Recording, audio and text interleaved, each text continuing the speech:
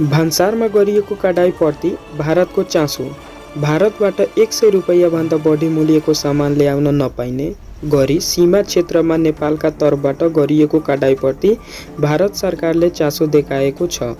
भारतको विदेश मन्त्रालयले यस विषयमा नेपाल सरकारसँग कुराकानी भइरहेको जनाएको छ। मन्त्रालयका प्रवक्ता रणधीर जयसवालले सीमावर्ती क्षेत्रमा भइरहेको पछिल्लो गतिविधिबारे भारत सरकार जानकार रहेको बताएका छन्। हामीले केही रिपोर्टहरू हेरेका छौँ।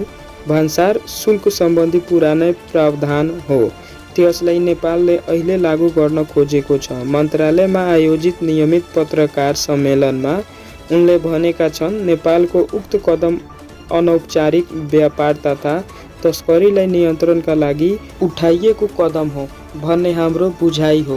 भारतबाट नेपालतर्फ आफ्नो निजी घरायसी प्रयोजनका लागि लगिने सामानमा होइन भन्ने हो। नेपालका एकजना वरिष्ठ अधिकारीले दिएको बयानले निजी तथा घरायसी प्रयोजनका लागि लगिएको सामानलाई लिएर त्यस्तो कदम नउठाइने भनेको प्रशंसा समेत उनले जोडेका छन्। मध्य प्रदेशका नेपाल प्रहरी प्रमुख डीआईजी गोविन्द थपियाले सर्वसाधारणले घरायसी प्रयोजनका लागि सामान ल्याइरहेका व्यक्तिलाई नरोक्न भिडियो सन्देश दिएका छन्।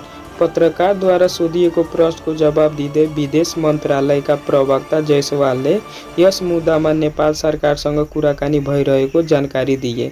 यस्तै ताजा समाचार र महत्त्वपूर्ण अपडेटहरूका लागि हाम्रो च्यानल सा ज्ञानलाई सब्स्क्राइब गर्नुहोस्। आजको लागि यति नै, धन्यवाद।